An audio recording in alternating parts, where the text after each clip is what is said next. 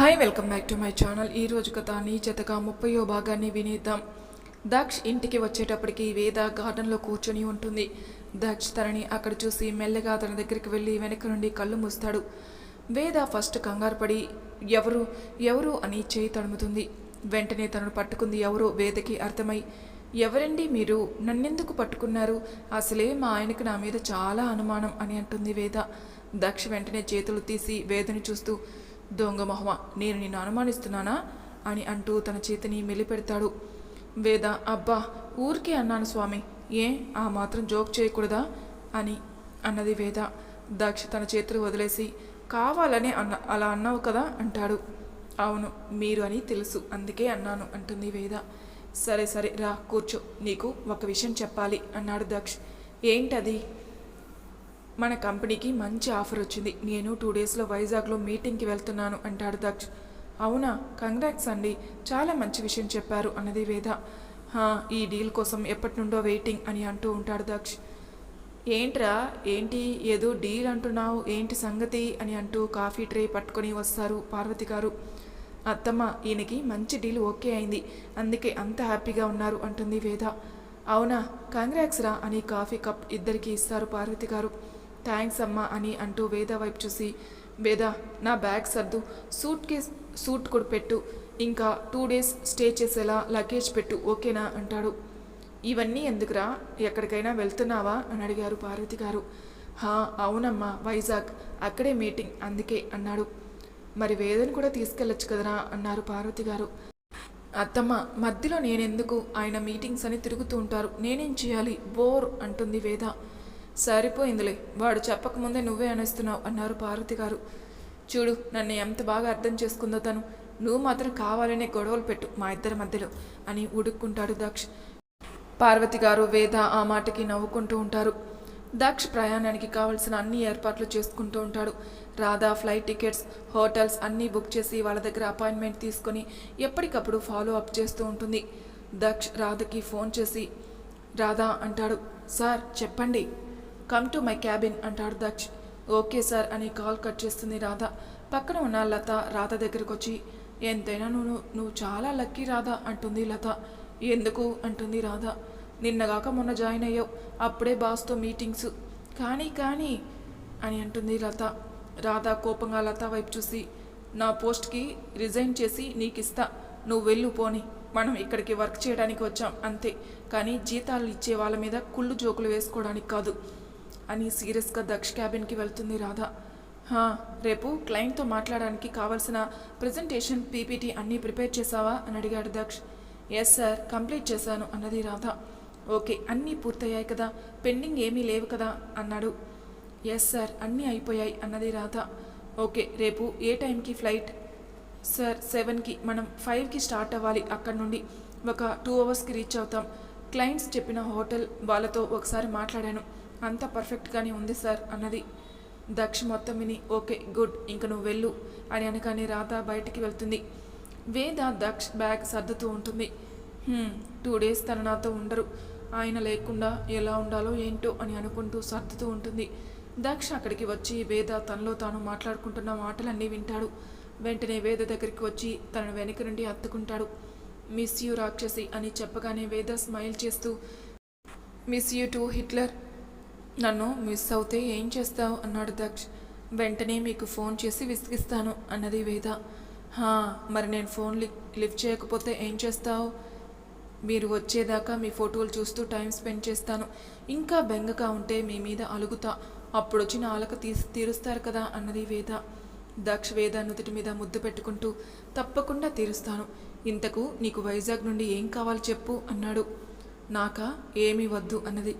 మొట్టమొదటిసారిగా నీ మొగుడు నోరు తెరిచి అడిగాడే, అవకాశం వాడకుండా ఏం వద్దు అంటావేంటి అన్నాడు దక్ష్. నాకేమీ వద్దు, కానీ మీరు క్షేమంగా వెళ్ళి క్షేమంగా రండి, అదే నాకు చాలు అని అంటూ తన కళ్ళల్లోకి చూస్తూ ఉంటుంది. దక్ష్ తన తల మీద ఒట్టి పిచ్చి మొద్దువే నువ్వు అని అంటూ తన ఒడిలో పడుకొని చూస్తూ ఉంటాడు దక్ష్. ఏంటి అలా చూస్తున్నారు అని అడిగింది. నిన్ను కళ్ళల్లో బాగా నింపేసుకున్నాననుకో, ఈ 2 రోజులు నిన్ను మిస్ అవ్వను అంటాడు. అయ్యగారికి భావుకత పెరిగిందే, మరి ఏం చేయను, అంతా మీ సావాసమే అని అంటాడు దక్ష్. అలా ఇద్దరు కబుర్లు చెప్పుకుంటూ గడిపేస్తారు. ఆ నెక్స్ట్ డే దక్ష్ రెడీ అయ్యి ఎయిర్పోర్ట్కి స్టార్ట్ అవుతాడు. వేద తనకి సెండ్ ఆఫ్ ఇస్తుంది. ఒక 1 అవర్ తర్వాత దక్ష ఎయిర్పోర్ట్ రీచ్ అవుతాడు. రాధా అప్పటికే తన కోసం వెయిట్ చేస్తూ ఉంటుంది. హలో సార్, గుడ్ మార్నింగ్ అంటుంది రాధా. మార్నింగ్. బోర్డింగ్ పాస్ తీసుకున్నావా అన్నాడు దక్ష్. హా సార్ తీసుకున్నాను, మనం చెక్ ఇన్ అవ్వచ్చు అన్నది. ఓకే పద, ఇంక లేట్ ఎందుకు అని అనటంతో ఇద్దరు లోపలికి వెళ్ళిపోతారు. దక్ష్ తన సీట్లో నార్మల్గా కూర్చుని అటు ఇటు చూస్తూ ఉంటాడు. రాధా మనసులో, దేవుడా ఈ 2 రోజులు కొంచెం స్పీడ్గా అయ్యేలా చూడు స్వామి, ఎలాంటి ఇబ్బంది కూడా కలగకుండా చూడు ప్లీజ్, ఏమన్నా తేడా వస్తే మా బాస్ చేసే ఓవర్ యాక్షన్ నేను తట్టుకోలేను అని అనుకుంటూ ఉంటుంది. ఇంతలో ఫ్లైట్ టేకాఫ్ అవుతుంది. అలా రాధా దక్షల జర్నీ స్టార్ట్ అవుతుంది. రాధా దక్ష్ వైజాగ్లో ల్యాండ్ అవుతారు. రాధా లగేజ్ తీసుకుని దక్షతో పాటు బయటికి వస్తుంది. అప్పటికే అక్కడ రుద్ర కంపెనీ తరపున వచ్చిన వాళ్ళు వాళ్ళ కోసం వెయిట్ చేస్తూ ఉంటారు. ఆ వ్యక్తి, hello sir, I'm Dharma, coordinator. ఇప్పటి నుండి మీకు కావాల్సినవే అన్నీ చూసేది నేనే అంటాడు. Oh nice to meet you, she my secretary Radha. Dharma Radha వైపు చూసి ఫార్మల్గా నవ్వుతాడు. సార్, హోటల్కి వెళ్ళాలి కదా అన్నది రాధా. ఎస్ మేడం, ఇప్పుడు మనం అక్కడికే వెళ్తున్నాం అంటాడు ధర్మ. ఇంతకీ ప్రోగ్రామ్స్ ఏంటి ఇవాళ అని అడిగాడు దక్ష్. ఇప్పుడు మీరు హోటల్కి వెళ్ళి ఫ్రెష్ అయ్యి వస్తే లంచ్ తర్వాత మీటింగ్ ఉంది సార్ అంటాడు ధర్మ. ఓకే, మనం ఫస్ట్ హోటల్కి వెళ్దామా? ఎస్ సార్ అని అంటూ ఇద్దరిని కారులో ఎక్కించుకొని హోటల్కి తీసుకువెళ్తారు. రాధా కార్ విండో నుండి సిటీ మొత్తం చూస్తూ ఉంటుంది. ధర్మగారు, మీటింగ్ ఏ టైం దాకా ఉండొచ్చు సార్ అన్నది రాధా. ఉండొచ్చు, ఒక 3 గంటలు అలా అంటాడు ధర్మ.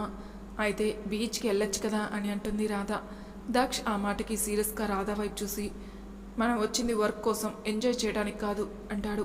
ఆ మాటకి రాధా సైలెంట్ అయిపోతుంది. రాధా మనసులో, వర్క్ అయ్యాకే కదా వెళ్తానన్నది, దానికే ఇంత సీరియస్నెస్ ఏంటో అని అనుకుంటూ ఉంటుంది. కొంచెం సేపటికి నోవెటల్ రీచ్ అవుతారు. ధర్మ చెక్ ఇన్ అయి ఇద్దరికి రూమ్ కీస్ ఇస్తూ, సార్ గుర్తుంది కదా, ఒక 2 గంటల్లో మనం మీట్ అవ్వాలి అని అంటాడు. ఇద్దరు తలోపి అక్కడి నుండి వాళ్ళకి అలాట్ చేసిన రూమ్స్కి వెళ్తారు. దక్ష్ తన రూమ్కి వెళ్ళబోతూ రాధా అని పిలుస్తాడు. ఎస్ సార్, ఎక్కువ టైం వేస్ట్ చేయకుండా త్వరగా రెడీ అవ్వు, I will meet you in 1 hour అని తన రూమ్లోకి వెళ్ళిపోతాడు. రాధా కోపంగా దక్ష వైపే చూస్తూ తన రూమ్లోకి వెళ్తుంది. రాధా రూమ్ చూసి, వావ్ చాలా బాగుంది అని అనుకుంటూ కర్టన్స్ తెరుస్తుంది. ఎదురుగా బీచ్ కనిపిస్తూ ఉంటుంది. రాధా బీచ్ వైపే చూస్తూ అలానే కొంచెంసేపు నించుని ఫ్రెష్ అవుతుంది. రాధా రూమ్ లాక్ చేసి కిందున్న రెస్టారెంట్కి వెళ్తుంది. అక్కడ కూర్చుని కాఫీ తాగుతూ ఉంటుంది. దక్ష్ ఫ్రెష్ అయి బయటికి వచ్చేసరికి తన ఫోన్లో మిస్డ్ కాల్స్ ఉంటాయి. దక్ష్ ఫోన్ చూసి, నా రాక్షసి కాల్ చేస్తున్నట్టుంది అని అనుకుంటూ వేదాకి కాల్ చేయబోతూ ఉండగా తన రూమ్ డోర్ నాక్ అవుతుంది. దక్ష్ ఫోన్ పక్కన పెట్టేసి రెడీ అయ్యి డోర్ తీస్తాడు. ఎదురుగా రాధా నించుని ఉంటుంది. ఏంటి అంటాడు. సరే సార్, ఒక్కసారి ప్రాజెక్ట్ ప్రెజెంటేషన్ చూస్తారా, ఏమన్నా మిస్టేక్స్ ఉంటే ఇప్పుడే కరెక్ట్ చేస్తా అన్నది రాధా. హా ఓకే పద వస్తున్నా అని అంటూ ఫోన్ తీసుకొని డోర్ లాక్ చేసి ఇద్దరు కింద ఉన్న రెస్టారెంట్కి వెళ్తారు. ఇద్దరు కలిసి ప్రాజెక్ట్ డీటెయిల్స్ చూస్తూ ఉంటారు. కొంచెంసేపటికి ధర్మ అక్కడికి వస్తాడు.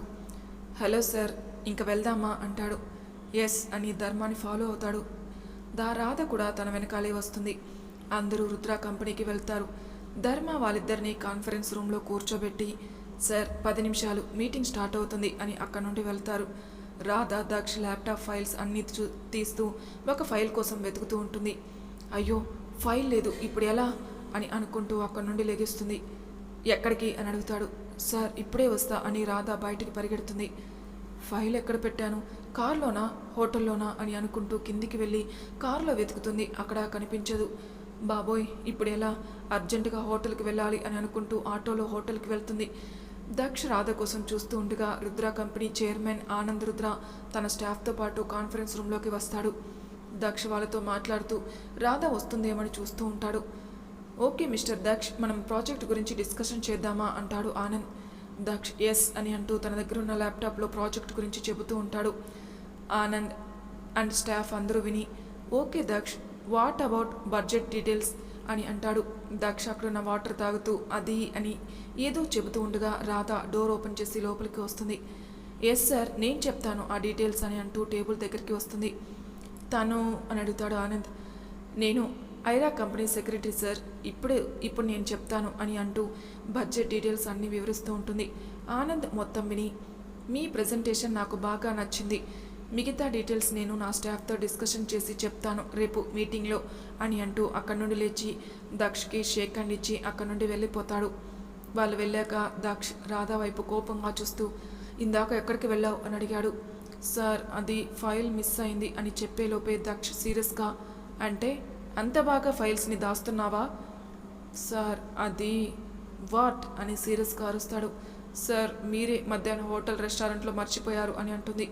దక్షకి అప్పుడు తన ఫైల్ అక్కడ వదిలేయటం గుర్తుకు వచ్చి రాధా వైపు చూస్తాడు. రాధా సీరియస్గా అక్కడి నుండి వెళ్ళిపోతుంది. ఇద్దరు హోటల్కి వెళ్ళిపోతారు. ధర్మ వాళ్ళు దగ్గరికి వస్తాడు. హలో సార్ అంటాడు ధర్మ. హలో, మీటింగ్ ఎలా జరిగింది అని అడిగాడు ధర్మ. యా, చాలా బాగా జరిగింది అంటాడు దక్ష్. మరి నెక్స్ట్ ప్లాన్ ఏంటి? రూమ్కి వెళ్ళిపోతారా లేక సైట్ సీయింగ్ ఏమన్నా చూస్తారా?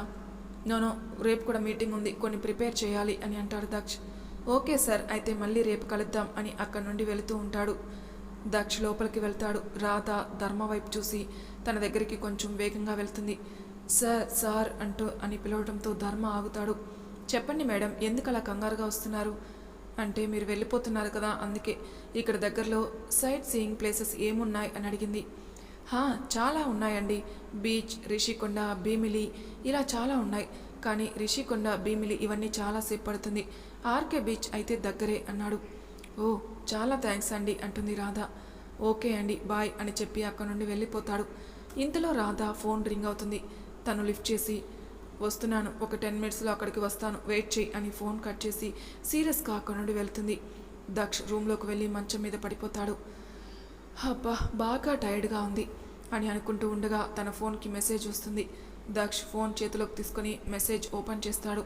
వేద నుండి ఒక 100 మెసేజెస్ ఉంటాయి.